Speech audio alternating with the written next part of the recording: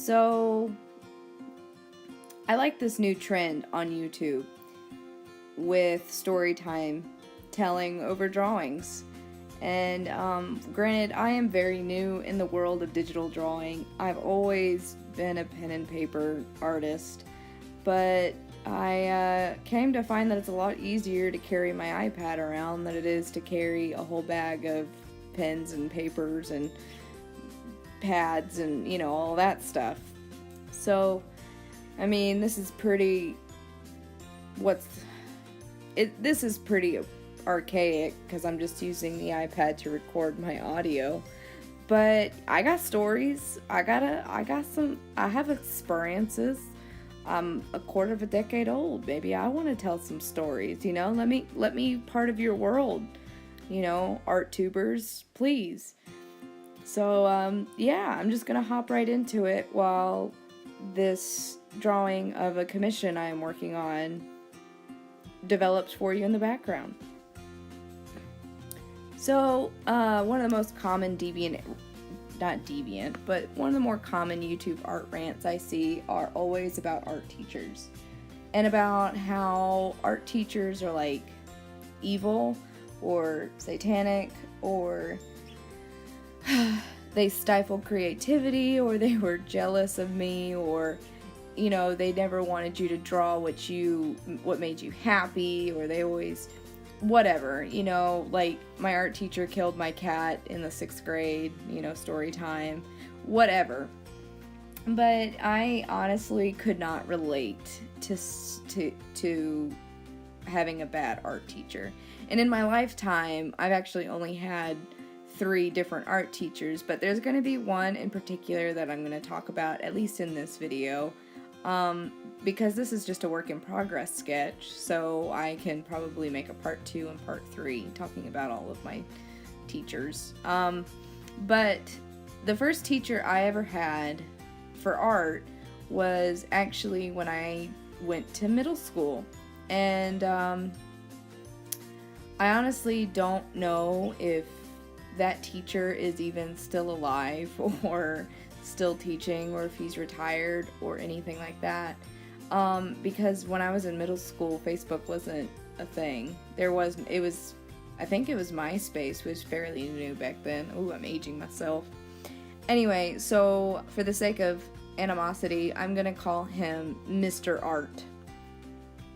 So Mr. Art was this very gentle old man who was about 6 feet or taller. At least that's what I remember.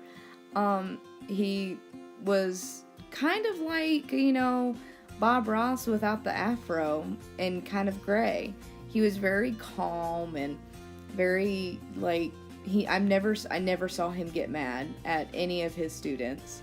I never saw him get mad at any student, to be honest, even those troubled students that like to cause a ruckus in the classroom, but he was the first teacher that I ever encountered that really pushed the boundaries of creativity. I remember I actually learned how to make prints in that class.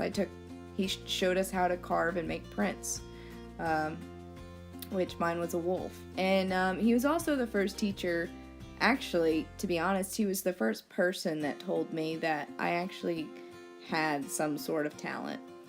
And that really stuck with me. Mr. Art was such a great supporter of any and all artistic, sorry, I can't word very good.